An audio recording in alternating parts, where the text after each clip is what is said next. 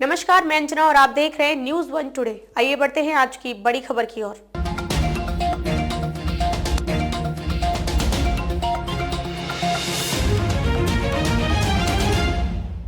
UP के मदरसों से गायब हुई एनसीईआरटी की किताबें, मंत्री के सवाल का विभाग ने अब तक नहीं दिया जवाब। प्रदेश के मदरसों में एनसीईआरटी की किताबों का वितरण नहीं हो रहा है। इसका पाठ्यक्रम भी फिलहाल लागू नहीं है। किताबों के अचानक गायब होने पर अल्पसंख्यक कल्याण मंत्री ओपी राजभर ने नाराजगी जताते हुए अपर मुख्य सचिव को पत्र लिखकर स्पष्टीकरण मांगा, लेकिन करीब 2.5 महीने से अधिक समय बीतने के बाद भी कोई जवाब नहीं दिया गया है। सूत्रों की माने तो एनसीईआरटी की किताबों को अचानक बंद करने से पहले उच्च स्तरीय अनुमोदन भी नहीं लिया गया। बता दें कि सर्वोच्च न्यायालय द्वारा बीते 5 नवंबर को दिए गए फैसले में राज्य सरकार को मदरसा शिक्षा में गुणात्मक सुधार के लिए कदम उठाने की स्वतंत्रता दी गई थी। करीब 20 दिन से अधिक का समय बीत जाने के बावजूद विभाग ने इस दिशा में कोई कदम नहीं उठाया है।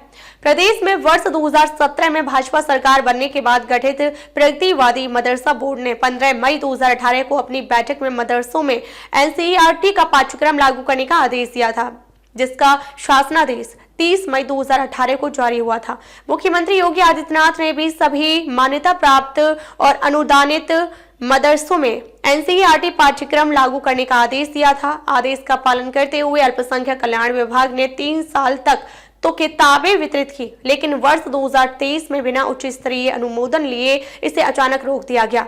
इसका कोई ठोस जवाब भी नहीं दिया गया। अफसर के दबाव में पीछे किए कदम। सूत्रों की माने तो 18 जनवरी 2023 को मदरसा बोर्ड की बैठक में शासन के एक वरिष्ठ अफसर के दबाव में बेसिक शिक्षा की किताबें अनुदानित मदरसों में दिए जाने के लिए 2018 के फैसले को बदल दिया गया।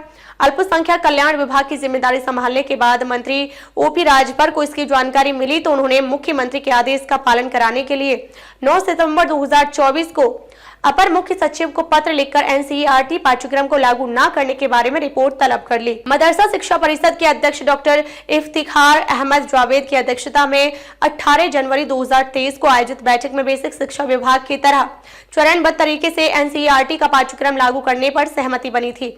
यह भी सामने आया था कि निदेशालय के माध्यम से किताबें उपलब्ध कराने में भी कठिनाई आ रही है, जिसके बाद बोर्ड ने अपने पुराने फैसले को पलटते हुए एनसीईआरटी की जगह बेसिक शिक्षा विभाग की किताबों को वितरित किए जाने की मंजूरी दे दी।